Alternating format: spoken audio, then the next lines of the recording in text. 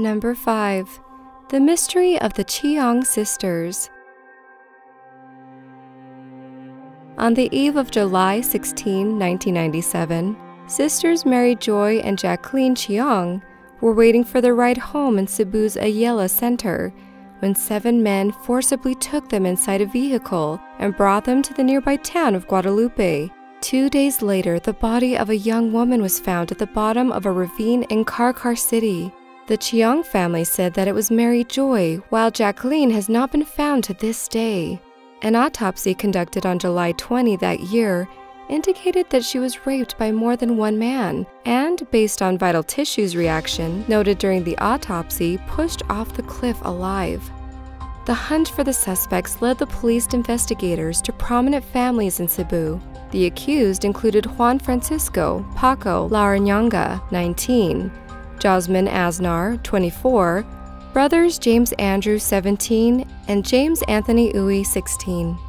Police investigators also took custody of Rowan Adlawan, 21, van driver Alberto Canyo, 31, and van conductor Ariel Balansag, 21. They were dubbed the Chiong 7. 10 months after, Davidson Valiente Russia confessed to being an accomplice to the crime and pleaded for blanket immunity in exchange for becoming a state witness.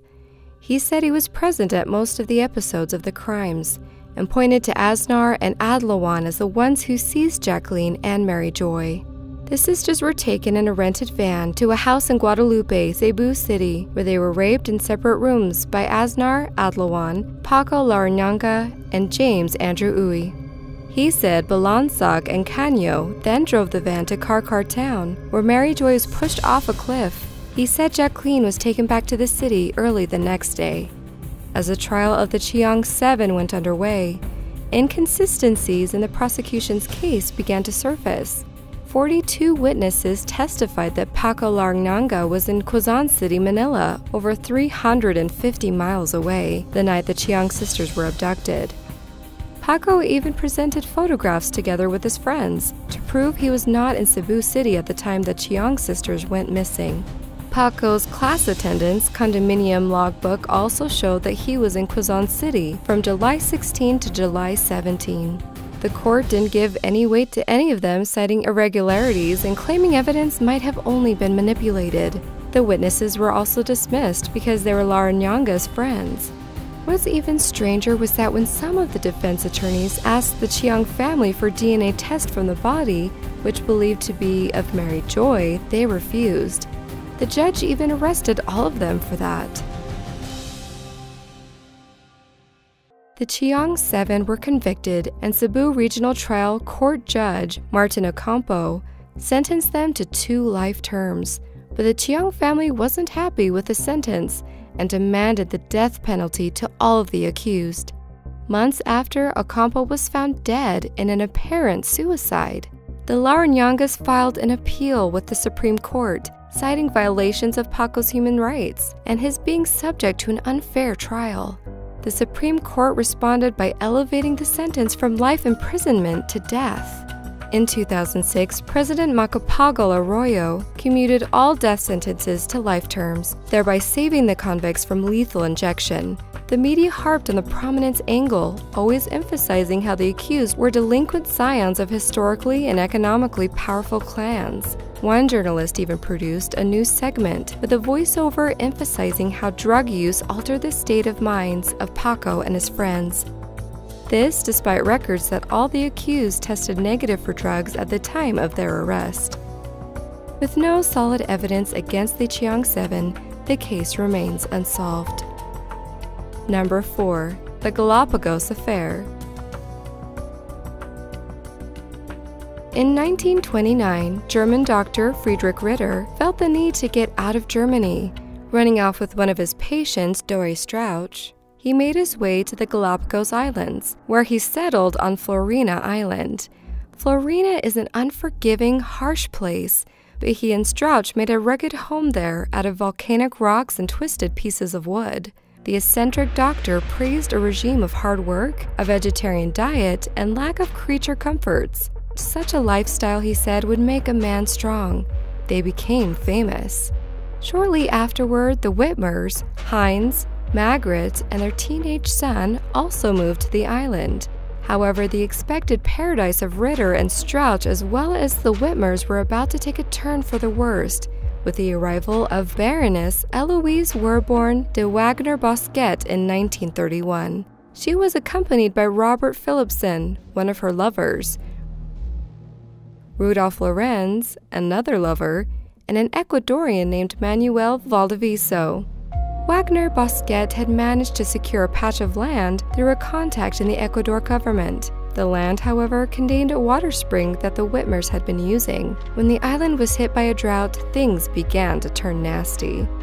Ritter wasn't happy about more people encroaching on their ideal island, and the Whitmers blamed Wagner-Bosquet and her entourage for the drought and the limiting of their use of the spring. Wagner-Bosquet herself was said to play her lovers off against each other. In short, she hadn't exactly made friends fast on the island. On March 17, 1934, Wagner-Bosquet allegedly arrived at the Whitmers' house and stated that she and Philipson were leaving the island on a yacht that was destined for Tahiti. It belonged to friends who had arrived that day. Neither Wagner-Bosquet nor Philipson were ever seen again. No one else, it seemed, could recall a yacht or any other boat arriving on the island that day. Wagner-Bosquet had also left practically all of her things behind, supposedly in the care of Lorenz. Following her disappearance, other suspicious activity unfolded on the once magical island. Ritter himself died, allegedly from food poisoning from eating infected chicken. This is particularly strange as Ritter was a vegetarian. Many suspect Strauch had poisoned him. Lorenz had also begun to act nervous and desperate to get off the island. He paid a Norwegian fisherman to help him to get to Santa Cruz.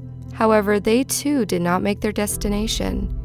Instead, their bodies were both discovered on the island of Marchena, almost mummified. Strauch returned to Germany and insisted in a book she wrote that Lorenz had killed Wagner-Bosquet and Philipson, possibly out of jealousy. As with most great mysteries, the answers are forever lost to time.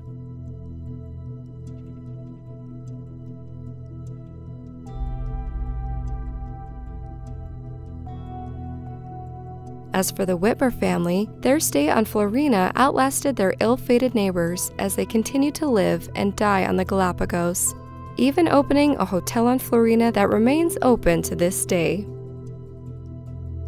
Number 3. The strange disappearance of Patricia Meehan. Patricia Patty Meehan was a 37-year-old animal lover living on a ranch in Bozeman, Montana. In the days leading up to her death, her loved ones had noticed some unusual behavior, but nothing could have prepared them for the events of April 20th, 1989. That evening, Patty was involved in a car accident due to her driving down the wrong side of the road.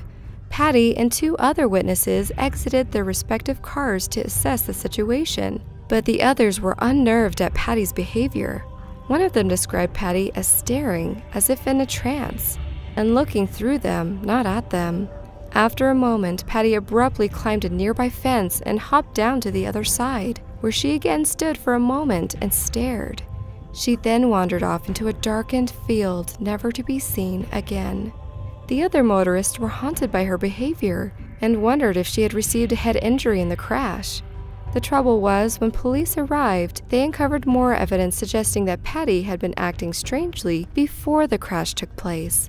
On a camera in her car, they found the last photo ever taken of her, an unsettling self-portrait in which Patty stares out of the same glassy eyes described by the witnesses. After the accident, there were hundreds of reported sightings of her across the country, including one woman matching Patty's description who sat in a diner for hours staring into space. Despite all the follow-up and years of searching, Patty has never been found. Number 2. The Grimes Sisters. On December 28, 1956, 15-year-old Barbara Grimes and her 13-year-old sister Patricia went to a nearby Chicago movie theater to see the Elvis Presley movie Love Me Tender. Several reliable sightings at the theater determined the fact that the two did arrive safely at the movie. A friend sat behind them during the film, and the same friend saw them later in the line to purchase snacks. When the Grimes sisters did not arrive home by midnight, their worried mother sent out two of her other children to the bus stop closest to their home to wait for the two girls. Several buses passed by, but the sisters were not on any of them. At a little after 2 a.m. on the morning of the 29th, their mother called the police. After almost a week of no official sightings of the girls, the police grew concerned for the safety of the Grimes sisters. They appealed through the press for any news of their whereabouts and attracted national attention. Reported sightings poured into Sheriff's Department from the general public who had heard about the girls' disappearance, but none of them led to any solid evidence. Then, on January 22, 1957, a man named Leonard Prescott spotted what he thought were two mannequins on German Church Road in Willow Springs, Illinois. He did not approach them, but instead ran home to get his wife. Together, the Prescotts inched closer and found the naked bodies of Barbara and Patricia Grimes, positioned awkwardly, with Barbara lying face down and Patricia lying face up on top of her sister. The authorities suspected that they had been dumped there from a passing car. The autopsy showed that the girls' stomachs both contained what was known to be their last meal, proving that they had died within 5 hours of the time they were last seen at the theater. This placed their time of death in the early hours of the morning of 29 December. However, this was disputed by the chief investigator for the Cook County Coroner's Office, Harry Gloss, who claimed that a thin layer of ice found on the bodies proved that they were alive until January 7 at least. Neither girl showed signs of obviously fatal wounds, despite having bruises, rodent bites, and 3 puncture wounds on Barbara's chest. These puncture wounds were believed to have been made by an ice pick. The bodies were very clean, and tests showed that Barbara had sex around the time of her death, although the evidence showed this was more than likely consensual. The immediate cause of death for both girls was secondary shock, which was caused by being exposed to low temperatures. Police conducted a massive search for possible culprits and finally focused on 3 likely suspects. A homeless man from Tennessee. He originally admitted to killing the Grimes sisters, but later recanted, saying that the police had forced him to issue a false confession. A young man in his teens who offered to take a lie detector test, which he failed. The police began to focus on him as a prime suspect until they were told it was illegal to polygraph someone underage. The police released him. A man in his early 50s called the police before the bodies were found to say that he dreamed a location of the bodies, which proved in the end to be remarkably accurate. Police grilled the man but were unable to come up with enough evidence to proceed. Despite a long investigation, the crime has never been solved. Number 1. Hilkka Saarinen. On the 25th of December, 1960, Seppo Saarinen was on his way home, a day earlier than he had told his parents he would come. He had a good friend with him, and they had to walk through snow and darkness in order to get to the house. When they arrived, the front door was unlocked. They stepped in, and right at the same moment, Pentti Saarinen, Seppo's father, stepped out of the kitchen and locked the kitchen door behind himself. Seppo asked about his mother, and Pentti told him that she had gone out and he didn't know where. Pentti was behaving normally. The only weird thing about him was that he seemed to be keeping eye on the boys as they moved around in the house. Later in the evening, they all walked together through the kitchen in order to get extra blankets from the mother's bedroom. The boys noticed that the kitchen wasn't lit, even though there was light in all of the other rooms. "Why isn't there any light?" Seppo asked, and Pentti said that the light was broken. Despite the darkness, they could see that some of the stuff that usually was on top of the oven was now spread all over the floor. The father explained that he had been doing some cleaning. Seppo's mother, Hilkka Saarinen, never came home and was reported missing. Neighbors were questioned and no one seemed to know where she could be. Seppo continued visiting his father, staying at the house for a few days at a time. Years went by, and when his mother didn't show up, Seppo started to suspect that something horrible had happened in December 1960. When his father wasn't around, he would search the grounds around the house. When he didn't find anything suspicious outside, he started searching the building. He looked under the house, in the cellar, and in the attic. Finally, he turned to the oven that stood in the corner of the small kitchen. He looked at the bricks and the mortar joints, and it looked like the top of the oven had been opened and closed again. It was weird because no one ever used the oven.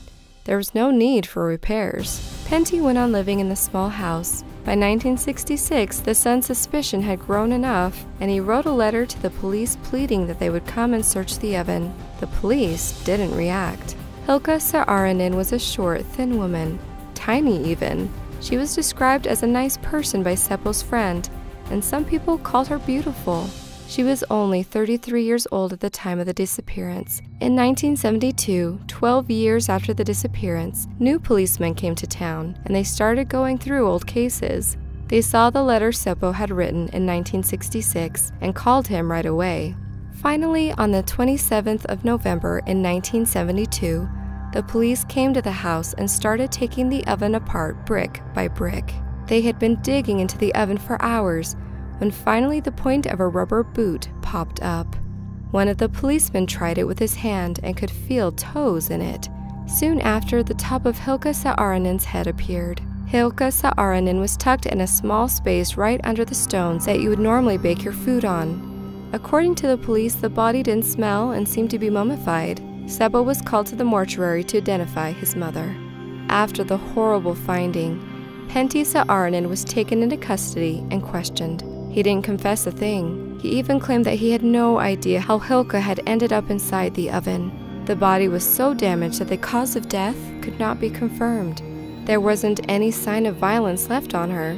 Some reporters even speculated that she might still have been alive when she was walled in. Pentti Saarinen was only sentenced to 2 years because there wasn't enough evidence. He was released after serving only 1 year. He kept on living in the house until his death in 1986. On Hilkka Halevi Saarinen's gravestone, the date of death is on the 23rd of December, 1960, but no one will ever know for sure when exactly she died and how.